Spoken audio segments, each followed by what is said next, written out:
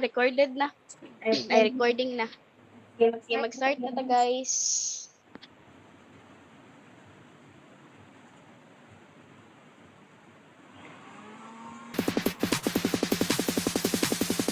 Four, three, two, one.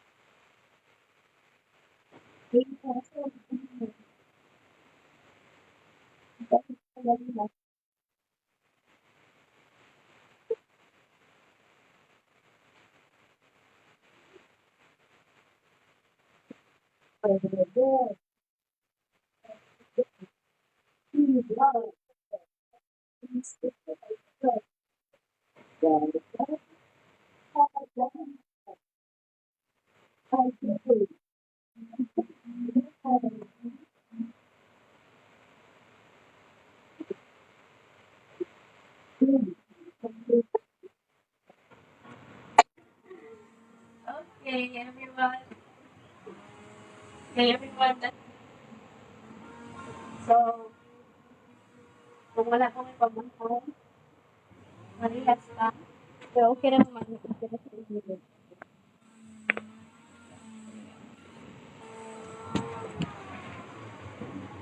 How's everybody? Isang ka na.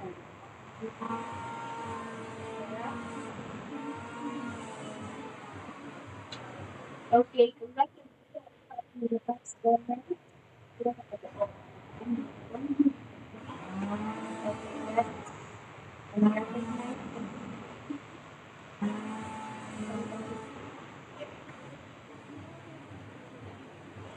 we have Andrea.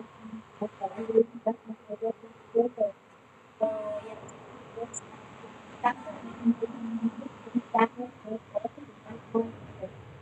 good.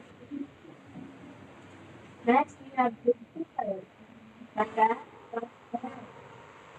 Jamer, Lisa, Baby J, Kaisar, and Lala. Well, okay.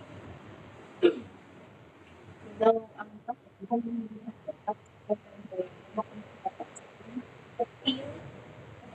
kamu ang score. So next, we will see especially one magiging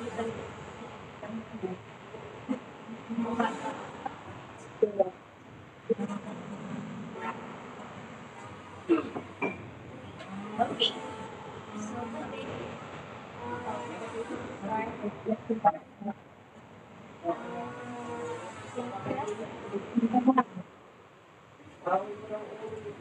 Akina,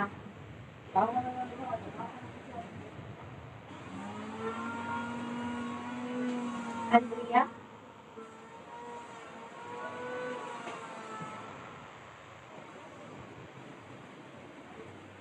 Apple,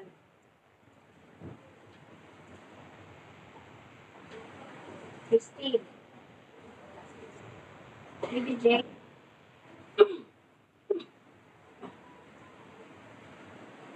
wala, Mark J,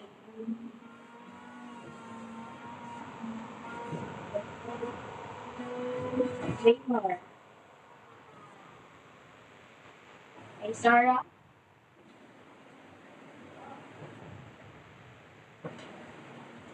Jennifer,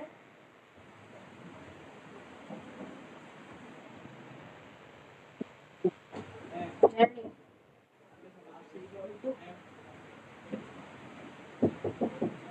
Jerry, not Jerry,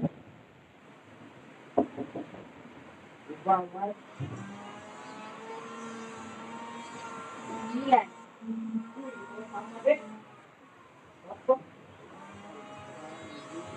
Gian, Seth, again, wala, May, okay,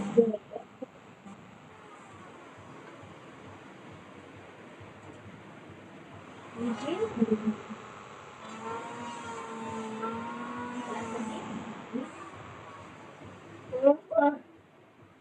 Mark,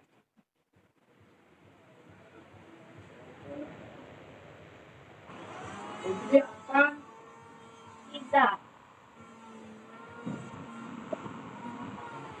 Ronel,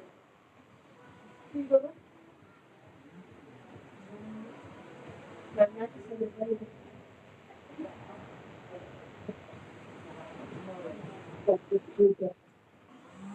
Lara,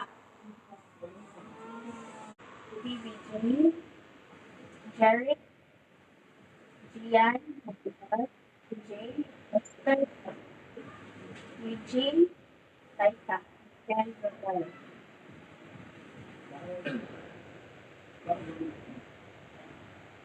Jerry,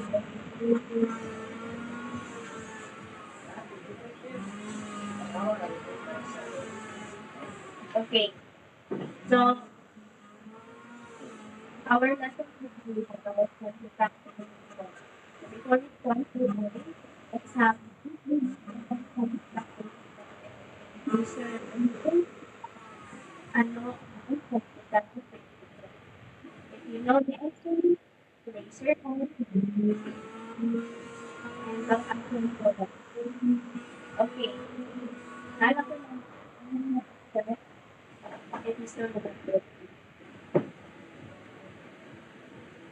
So, may dalawang uri ng pagkakan. Ito ay una ay para magsa pangalawa pantikan. Wala.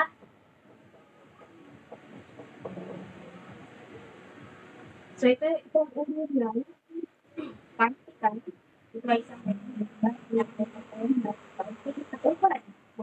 sanitary. Maiksing ba? Jaymar? Another answer? Give your answer to Jaymar.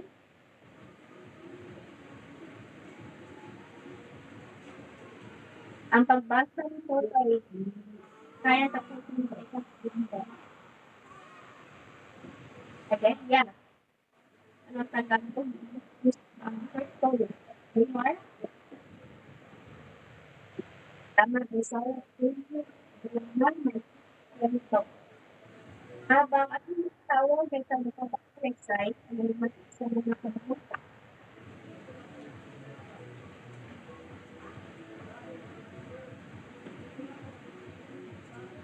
Halimbawa ng panitikan ito ang panitikan o gawa ng design na pamilitan ng website ng Facebook. Tama, ito ay tatapos na sinagawa. Kapag naman ito ay panitikan tungkol sa kwento tungkol sa pinagmulan ng trabaho.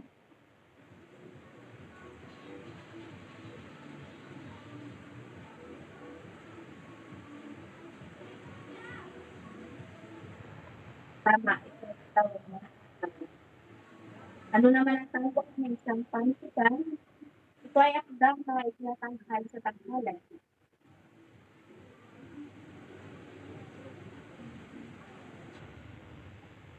Yeah, yes sir. Another word, ang Philippine word.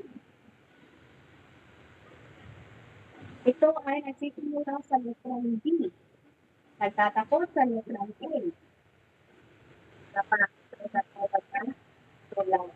Ano naman ang tawag sa panitikan na kung saan ang lumagan ng tauhan? Tama. Tama ito. Tabula. How about panitikan? So, isang sinasin na tumatawag na ito na isang tawag.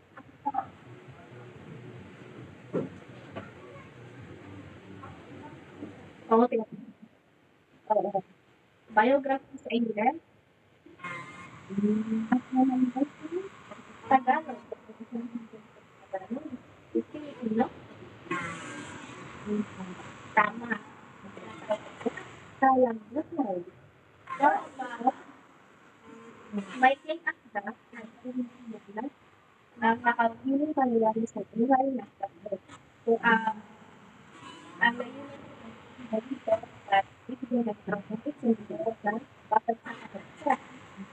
Ang tauhan sa komite. Nagsisimula sa tipo ng medit na ito.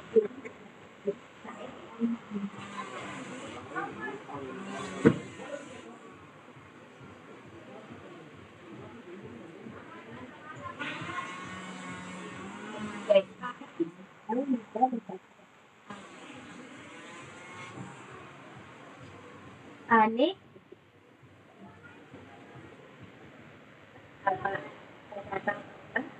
Dota. Ano ang tawag sa legislature na nagpapahayag ng proteksyon ng maling na tungkol sa kasal? Pagsali ng ito. Okay. Ano naman?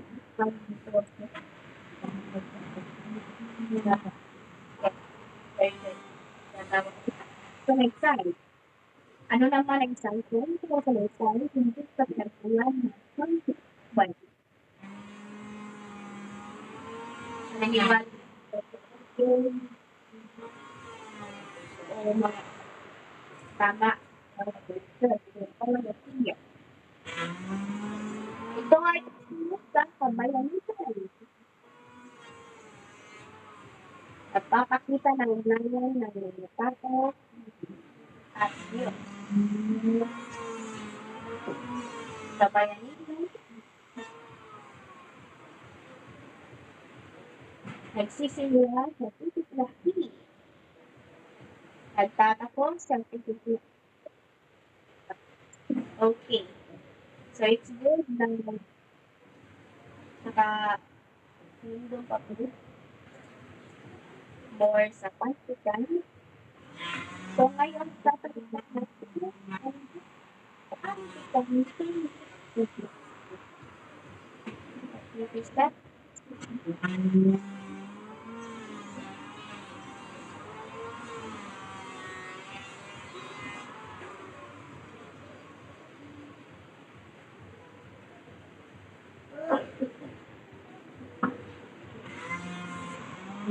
Literal.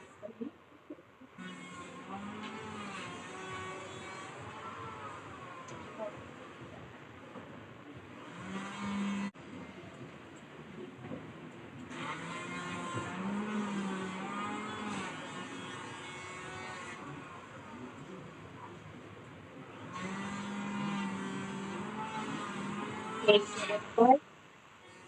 So, sa ano na ito, ay tatalakay natin kapag lesson. Ito ay pantikan. I think this is the last lesson that we have. And then next week, we will have our book, test or long test. Okay. So, pag sinasabi ko yung pantikan, pakibasa ko kung track.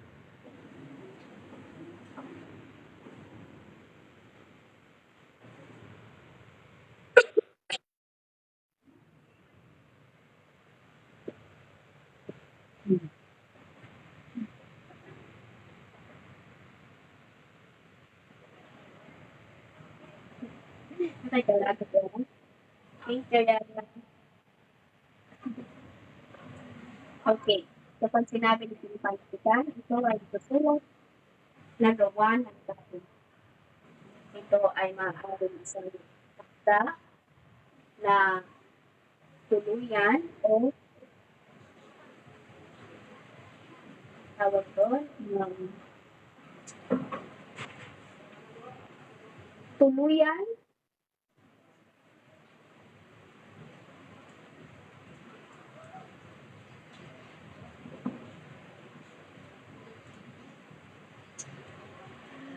ay nako, ano ba to? Kalimutan ko na. Okay, tuluyan o patulang.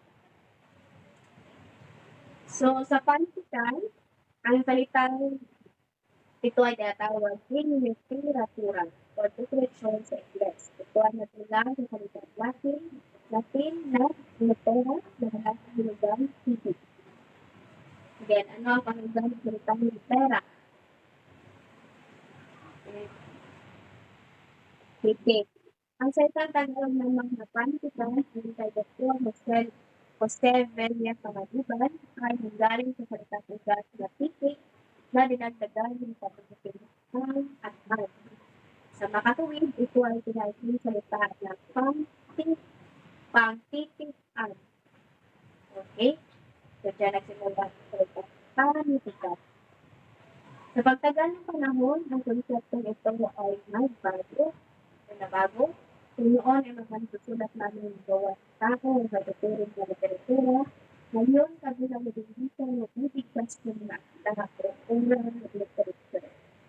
Sa panitikan, magagaling ito sa mga prosa ang tuluyan at yung isa naman ang tinatawag ng patula. Okay.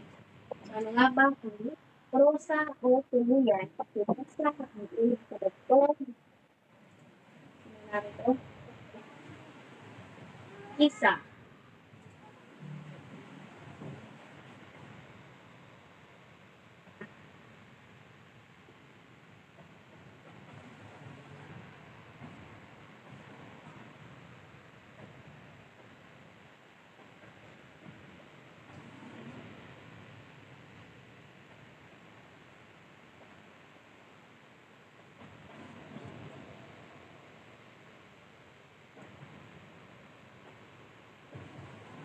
Okay, maraming salamat, Lisa. So, pag sinabi ng prosa o rule, ito ay palitan ng plan, sinusunod na tupa sa tulong ng mga salita. So, pag sinabi natin prosa, tayo ay may layas buo ng dapat na napagpapitigan na natural para sa regular. So, nakadepende ang paggawa ng prosa o tutuyan sa kanyang ay mga aming nagpupunan ang pagkakasunod-sunod ng mga detalye. Kung ito nga, sunod, bilang ng gas at wala sinusunod na dogma sa tugot. Isa, ang nakaakma ay parang nila kukawa at nakadepende din pa kanila kung paano nila ito buuin ng pagkakasunod-sunod. So, sa akda, tapos sa utuluyan, merong mga uri na nakapabigilan sa prosa o utuluyan. Una, tinatawag ito na iting kwento. Sino ang familiar ng maiting kwento? Wala? Okay. Makibasa ng sino? Okay, let's have more. Makibasa.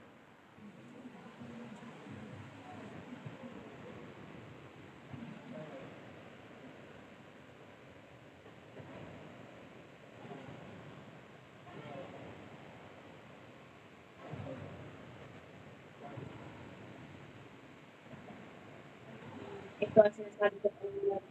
Kwento ay tayong masamo ng isang yaman. So, pag sinabi ng kwento, ito ay salaysay sa mga natin pinagpasok ito ng isang mga at may isang kwento. So, kapag kayo ay nakikinig lamang, nakukuha ng inyong mga ballpen at notebook at magtala ng mga pagkakang informasyon dahil masasabihin natin ito ay nasa PPT o presentation. So, ang maikling kwento ay may mga maraming uri. Una ay tinatawag ng pangpatauhan. So, pag sinabi natin pangpatauhan, ang binibigyan din ay ang patauhan ng posibilidad sa pangalan.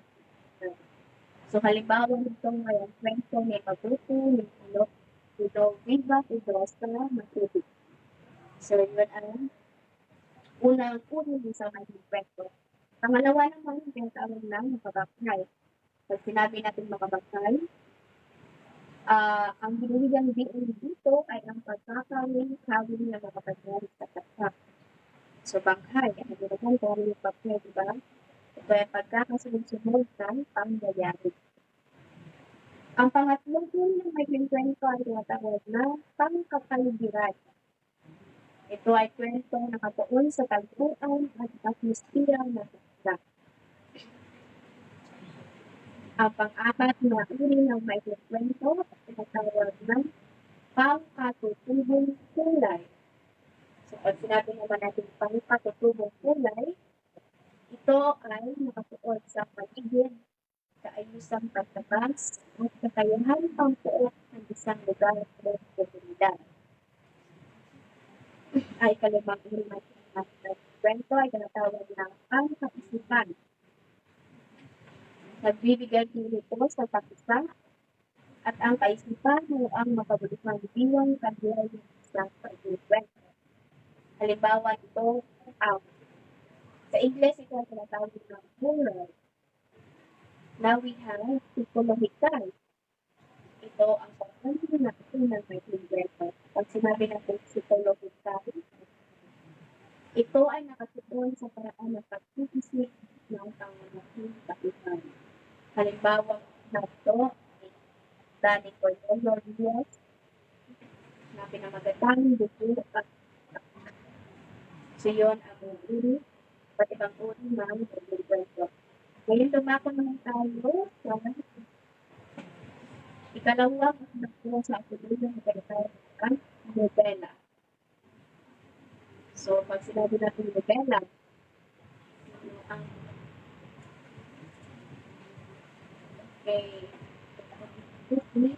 Athena.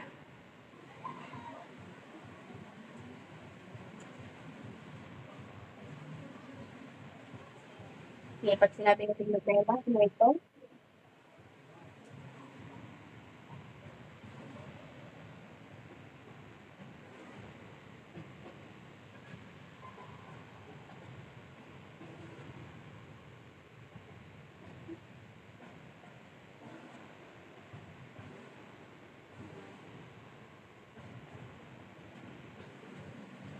Okay, tama.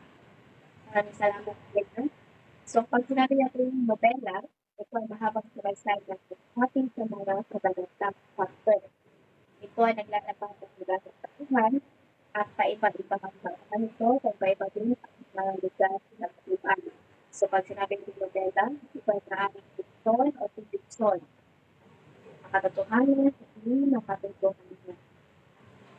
Ito ay naghahangad ng pagbabago sa lipunan at pamumuhay. Halimbawa sa panitikang nobela kay Akdan Sergal na may pagkakas Tulibos Dexter.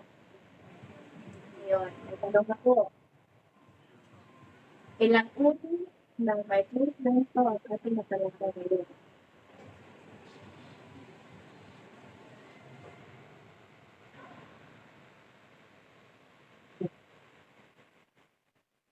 Ilan?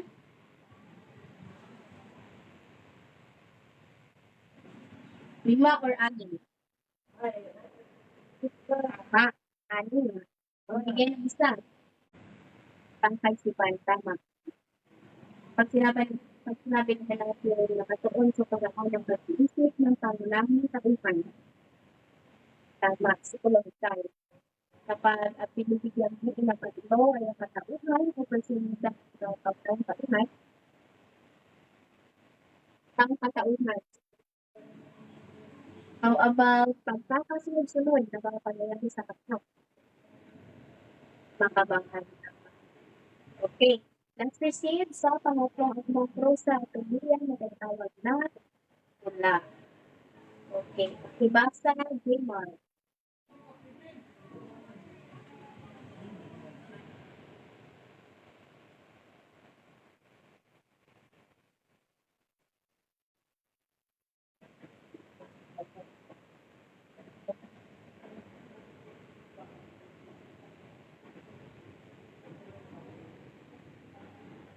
Okay. Maraming salamat, Jmar. Kapag sinabi natin bigla, ito ay isang uri ng panitikan na maisusulat o panitanghan sa entablado o tinatawag big tanghalan. So, karaniwan na natin at iba sa tatlo ito. Pagdamat marami din ang magulang iisahin yugto. So, pag sinabi natin dula, ito ay tinatapal sa tanghalan. So, ano ang tawag? Sa dalubhasa, sumusulat ng script ng isang dula.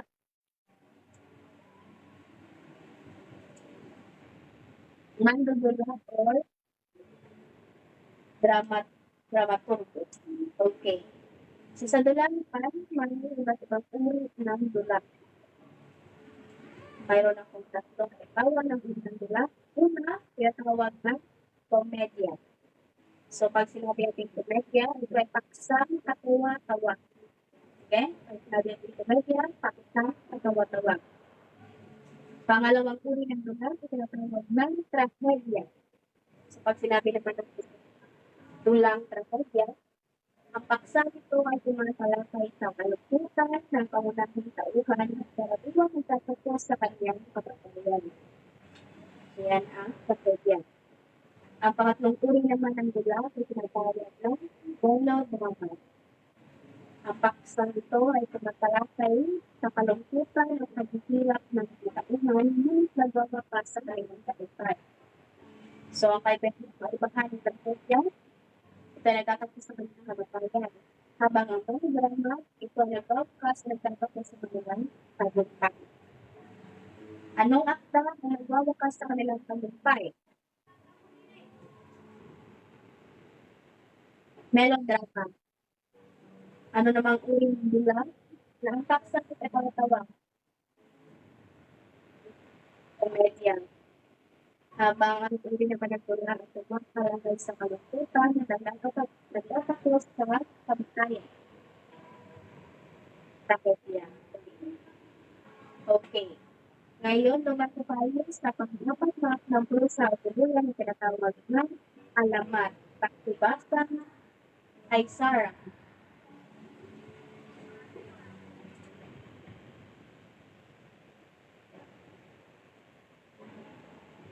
Okay, ito ay kwento na pinagmula ng isang bagay.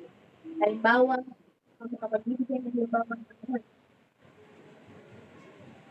ano, alamat ng pinya. Ano pa? Huwag tamat. Ano pa? Wait lang. Ang huwag tamat. Okay. Ano pa? Pinagmulan ng isang bagay. So, tingnan nyo, ito ba ay fiction o non-fiction? Ang alamat. Non-fiction. So, tapos na tayo sa alamat. Lumag na tayo sa ikalipagin ng Patutuyan na pinatawag na Pabula. Okay, makibasa ang Pabula. Ako.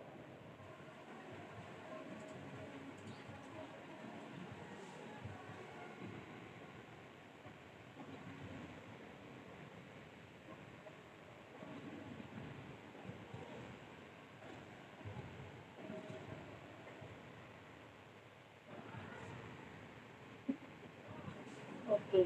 Kapag sinabi natin Pabula, ito ay kalaysay na sinasasakita ng tayong halakan at maging mga nagagawin ng ingay ng pagkakilos, nagsasalita, parang tuminatapos. So, ito rin na nagbibigay ng magandang aral ng lungsod sa bata. Okay. At sa ika-anim na uri ng isang puso, tinatawag ang anekdota.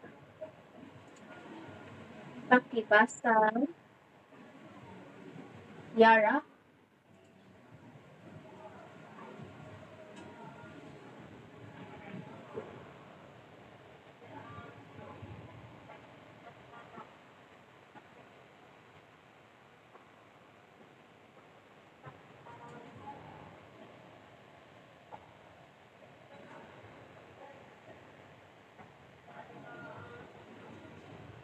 Okay, maraming Yara, wala naglang Yara.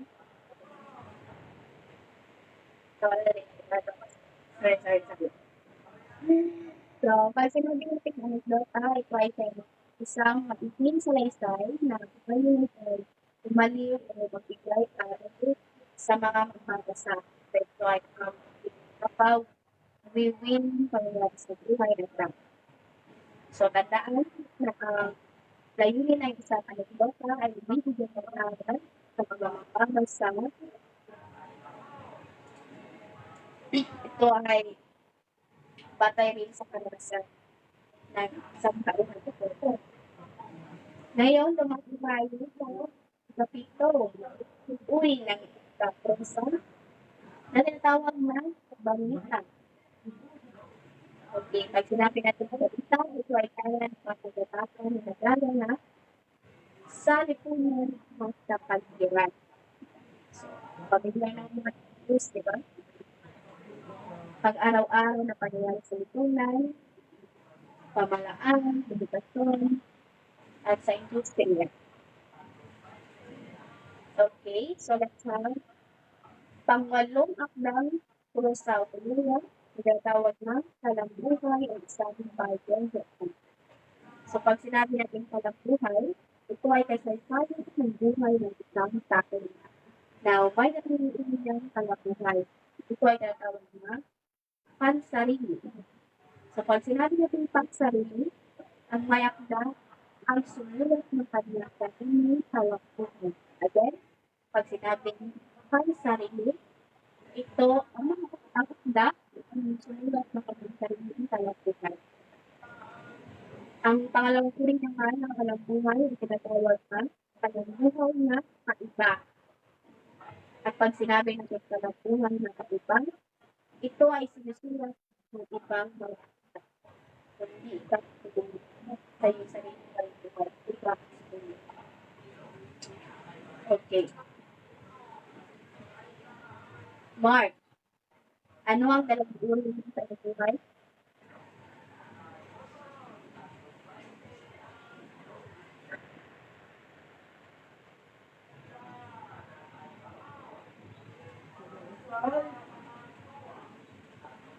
Pansarili,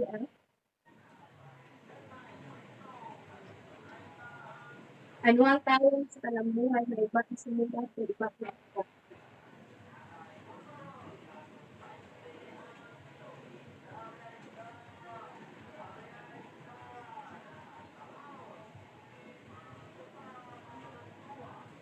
Okay, you can help.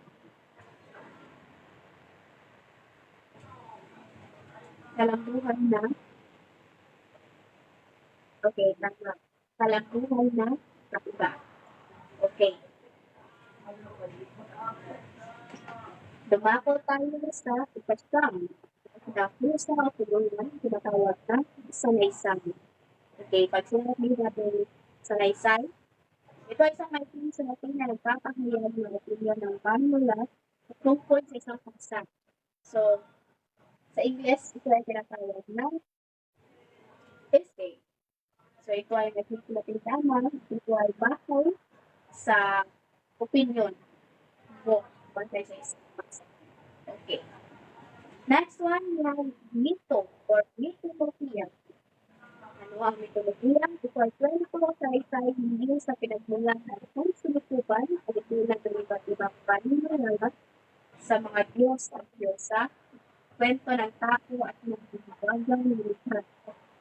So, pamilya naman ng mitolohiya, di ba? Or mythology? Yes or no?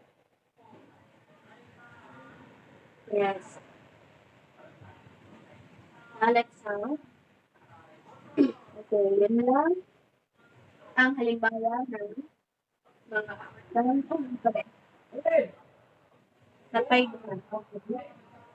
So, sunod na halimbawa ng prosa o yan ay tinatawag na parabola. So, parabola ay magkaiba. Pag sinabi natin parabola, ito ay isang may kwentong nag-aaral ay nakamang mula sa Biblia. Again, parabola mula sa Biblia. Ilan Biblia. Kaliwa sa pagkula, ang parabola ay walang lalahok na kalimang hayop, halaman, bagay at sa kalikasan na pawang kumikulat sa nagsasalita gaya ng tao. Isang katanyang ditong at isang kwentong naglalahan o nagpapakita ng pagkakaroon ng katulad ng isang bagay at kapag. Okay? Again, sinabing tabula, ito ay pantay sa hayop ng mga bagay. Pag sinabi ng magandang tabula, kwentong may pangit na hinahangin nila sa Biblia. Okay, ang paghuling isang puso ay tinatawag na parabol party. Ito ay isang buod ng kaisipan o opinyon ng isang tao na pinababati sa pamamagitan ng pagsasalita sa paglato para sa mga pangkat ng mga tao. So, di ba nasinunod sa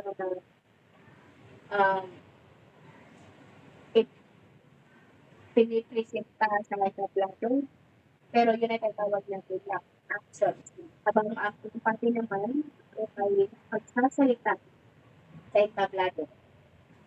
So, ang layunin ng isang talumpati ay humanitay o kumukod, mga hirap ng bigyan ng kalaman, konservasyon at maglakad ng isang paniniwala. Isang uri ito ng komunikasyon pang-publiko na papaliwan sa isang paksa na biniligtas ng harap ng at kapakilig. So, ito ay batay sa iba't ibang layunin. Maaaring ito ay tulong ligaya, ibigay informasyon, pagpaliwanag ng matira na bukod na opinion. So, yun lang ang mga akdang pusa o tuluyan. Walang sinusunod na mga rules. Okay? Now, let's proceed sa ikalawang uri ng pansikan na tinatawag na patula. So, pag sinabi natin patula, ito, heart J.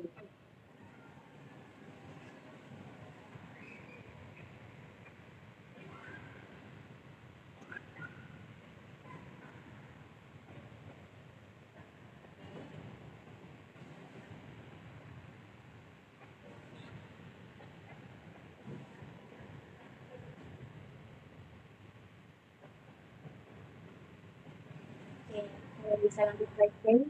Kapag sinabi ng pagpapula, ito ay isang unang pangalan ng sining na nagpapakayan. Ito ay may sinusunod na taludturan at kapilan. Ang mga taludtod ay maunod may sutang, pagkumanan, at meron din naman mga kultura na nangangalit ang may sutang at pagkumanan. So, narito kung mga iba't ibang uri ng kanilang patulang. Una ay pagkulang kasalaysay. So, pag sinabi natin ito ng kasalaysay, nagpapahayag ng halagang paglalay sa buhay ng tao, di ba maaaring makatotohanan o katang-isip lamang. So, ito ay papahayag lang ng mga sa buhay ng tao. At halimbawa ng mga kasalaysay ay tinatawag na artiko. Ano ang artiko? Jennifer.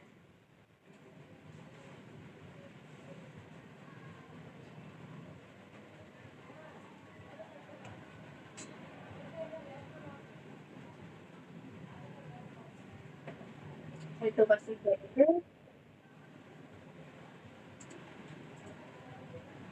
Okay, let's have Gary. Okay, Vice Chair. Jaymar.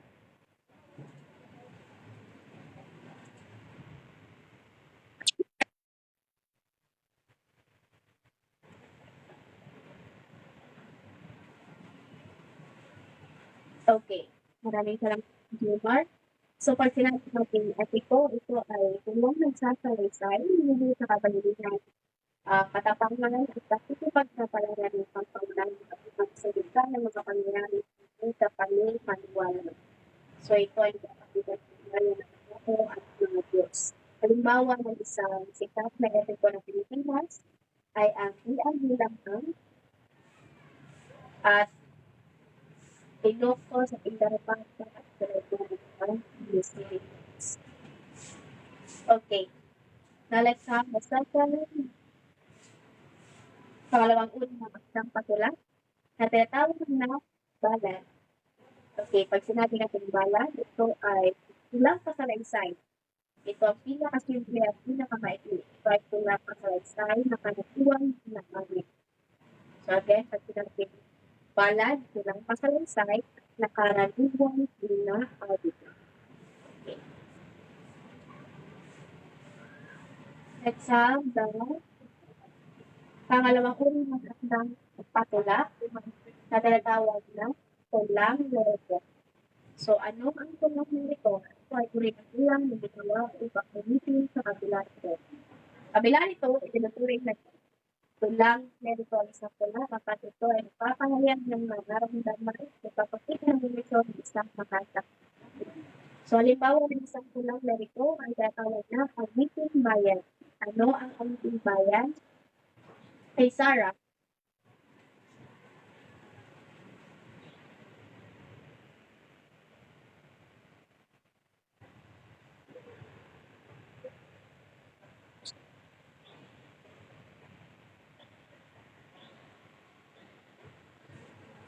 Okay. So, pag sinabi natin awiting bayan, ito ay isang tula na binibigkas ng may hilig. Karaniwan ito napasalitan sa iba't ibang relasyon sa pamamagitan ng medium ng traffic. So, yun ang awiting bayan. So, karaniwan pagkakaksa ng awiting bayan naman ay patungkol sa pag-ibig, gawa ng pag-asa, pamimigati, pangbaban, paligayahan, at pangkutan. Halimbawa, ng isang awiting bayan ay meron sa at bakit na. Ang pangalawang munisipyo naman na tulang ganito dahil na suneto. Ano ang suneto? Wala na yun ito first.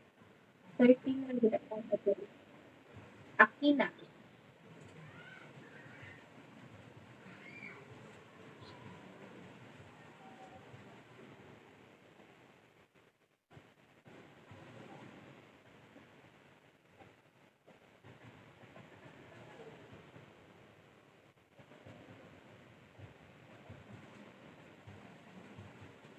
Okay, maraming salamat.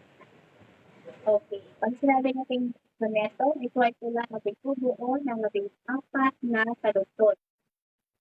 Ito ay hindi dinagdamin at kaisipan at karamihan hinahintid ng aral sa mga magpabasa. Again, pag sinabing soneto, binubuo ng 14 na taludtod. Halimbawa ng isang soneto ay sonnet ni Jose Garcia Luna at sonnet na Juan Fernando Bonleon. Okay. Ikatlong ulit ng solemnito ay tinatawag ng elegiya. So pag sinabing natin elegiya, ito ay tulang na aling sa isang sa buhay.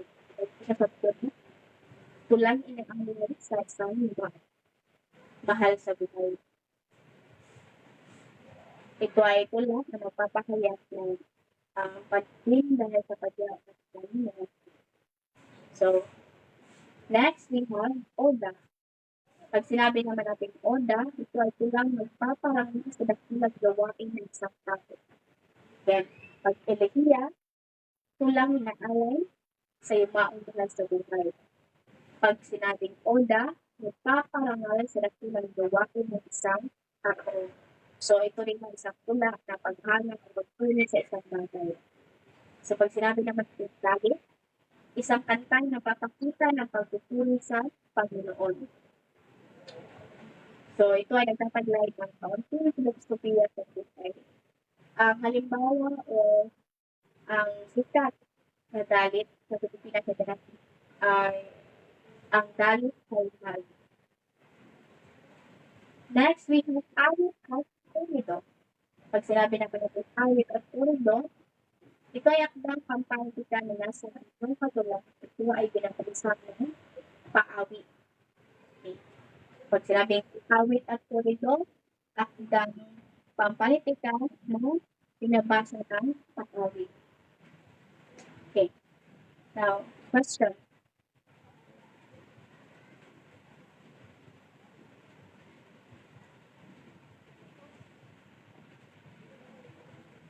Ito ay patulang salaysay ng paawit o pasahin.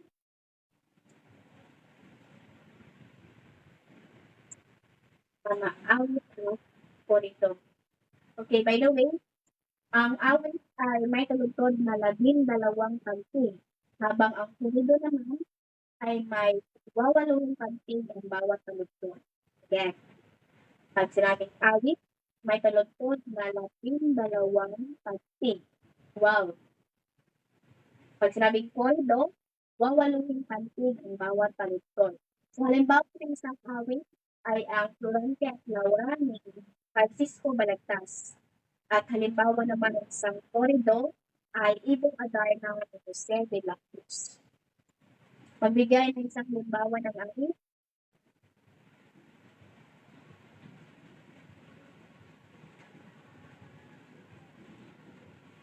Again, magbigay ng isang halimbawa ng awit.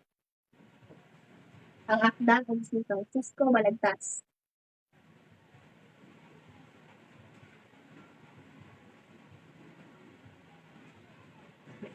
Isang halimbawa.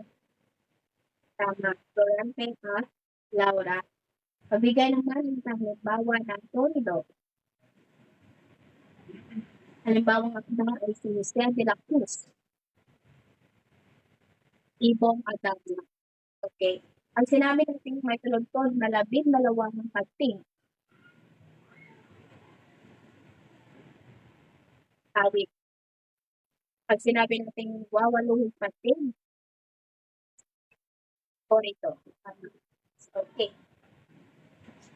Now, dumako tayo sa ikatlong uri ng akdang patulan. Ikatlong na base naglilingkod. Kaya sa first na ito lang magpalaysay, negative part, and then sa ikatlong, tulang lyrico, negative part, sound, and then ikatulo, tulang pandula. Of course, from the word isang pandulaan, ito ay ginagawa upang itakhan o dula. Una nito ay ang komedya. So, di ba, pag sinabi natin komedya, ito ay nagkasaot ng kasiyahan o litinong pagpapatawa sa bawat salita ng tawi sa kababibig. So, kapag public media, ito ay sasuot ng kawili pangyayari. Pag sinabi naman natin melodramas, ito ay isang bilang labis na nakakapekto sa emosyon ng manonood. Ito ay isang pamaraan upang mas maging kaakit-akit ang mga karakter. Karaniwan nito nilarawan ng mabuti at masamang aspeto ng mga karakter. So again, ano ang mga uri ng tulang pandulaan?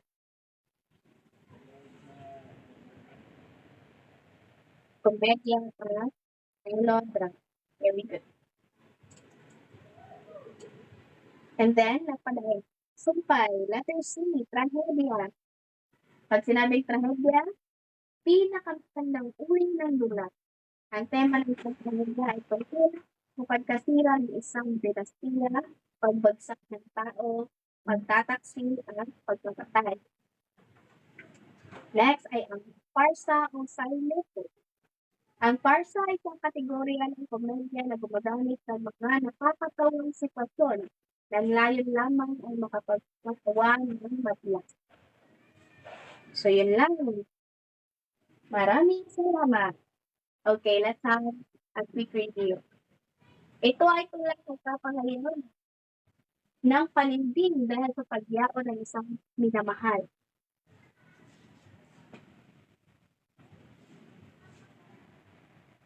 Tama, Elegia.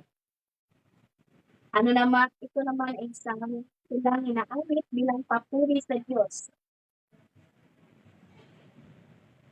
Talit, tama. Pag sinabi naman natin naglalarawan ng pamaraan ng pamumuhay, tulang malabis-apat na tulundot.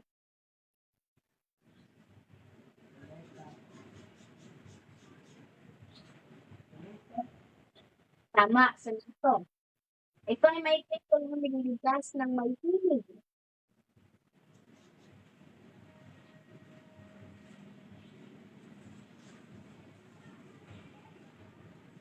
Ano ito?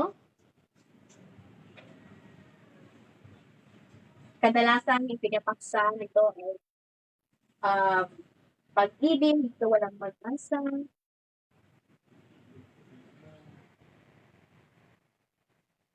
Tama, waiting bayan. Very good. Okay.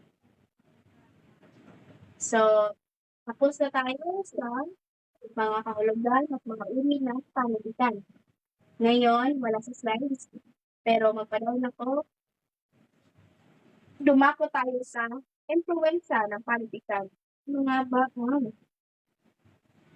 naging impluwensya ng panitikan? So, pag sinabi natin impluwensya, natutukoy ng isa o ilang tanging akda na naghahatid ng impluwensya sa kultura, tradisyon, paniniwala, pamumuhay, at kabuhayan ng isang tao. So, ilan sa mga halimbawa nito ay ang banal na kasulatan o Biblia. So, pinapaniwalaan ito ay naging pinakabatayan na paniniwalang Kristiyano sa buong daigdig. Pag sinabi naman natin Quran, ito ay mula sa saan? Tama. Quran ay mula sa Arabia. Ito ay pinaka-Biblia ng mga Muslim. Another factor na naka-influensya ng panitikan ay ang Iliad at Odyssey ng Homer. Pinatutuhanan ng mga mitolohiya at alamas sa Greece o Greece. Next ay ang Mahabharata. Ito ay tumatalakay sa kasaysayan ng pananampalataya sa India.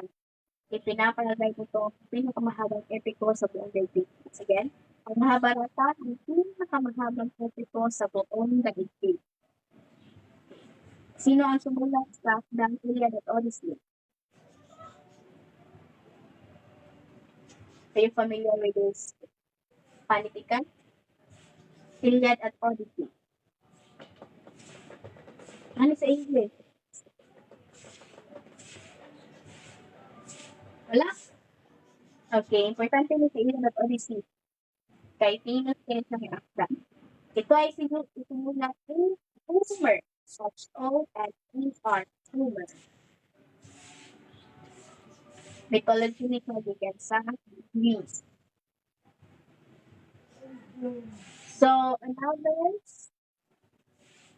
isa pang nakapag-influence na panitikan ay ang Canterbury Tales ni Chaucer. Naglalarawan ng pananampalataya at pag-uugali ng mga Ingles noong unang panahon. Meron din tayo ang Plato's Cabins ni Harriet Beecher Stowe. Nagbukas sa mga mata ng Amerikano sa katingan ng mga lahing itim at nagsimula ng paglaganap ng demokrasya sa buong daigdig. Again, everyone, if you have time, please take note sa mga akda. We have Iliad at Odyssey. Kaya importante din sila mga famous works. Mahabharata, Canterbury Tales, ni Chaucer, and Uncle Tom's Cabins.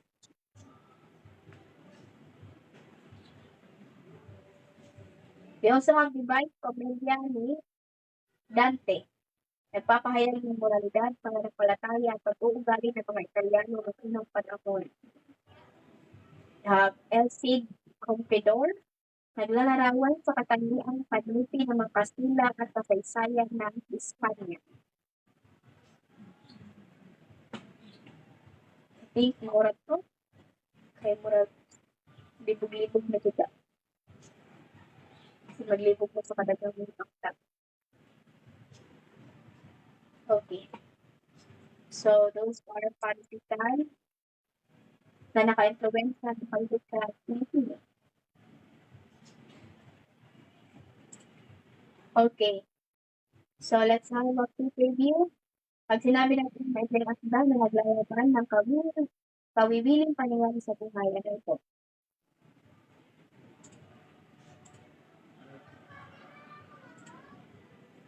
Katawa-tawan. Darana. Number 6. Tama. Kaya tawag itong anekdota.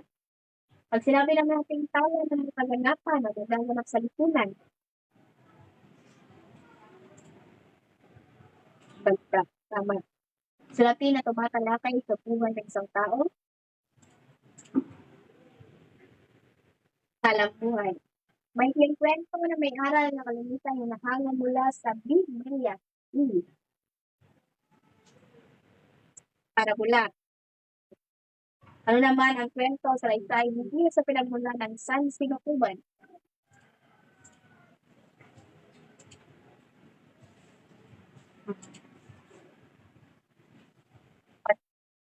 Again? Very good. Mythology. Very good. How about akda na nagpapahayag ng opinion ng manunulat tungkol sa isang paksa? Sanaysay or salaysay? Salaysay, tama. Ano naman ang pinakasimple at pinakamaikli? Tulang, pasalaysay, makaraniwang, inakawit. Okay, very good. Palad. Ito ay tula na binubuo ng 14 na taludtod.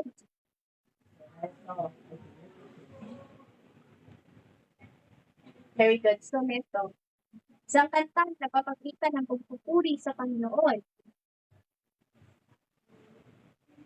Alit, very good. Tula na paparangal sa dakilang gawain sa tao. Very good. Okay. Ano naman ang tawag ng tulang na alay sa isang babaong mahal sa buhay? Very good. Okay. Ito ay isang kategorya ng komedya na gumagamit ng nakakatawang sitwasyon. Ang layo ng makapagpapatawa ng madla. Very good. Farsa. Ito naman ay ang pinakamatandang ut ng dula. Very good. Tragedya. Okay. Next. Ano ang dalawang uri ng panitikan?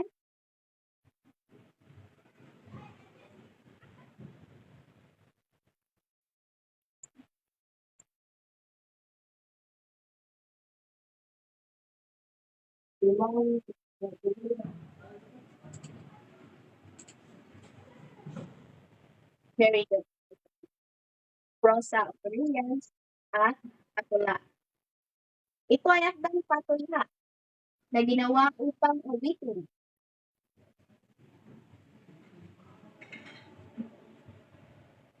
Very good. Kulang liriko. Okay, nasabtan na ba everyone? Sabtan ra? Okay. So, ngayon naman ay magpapakita ako sa inyo ng isang i-off the tanong kay kasi copyright.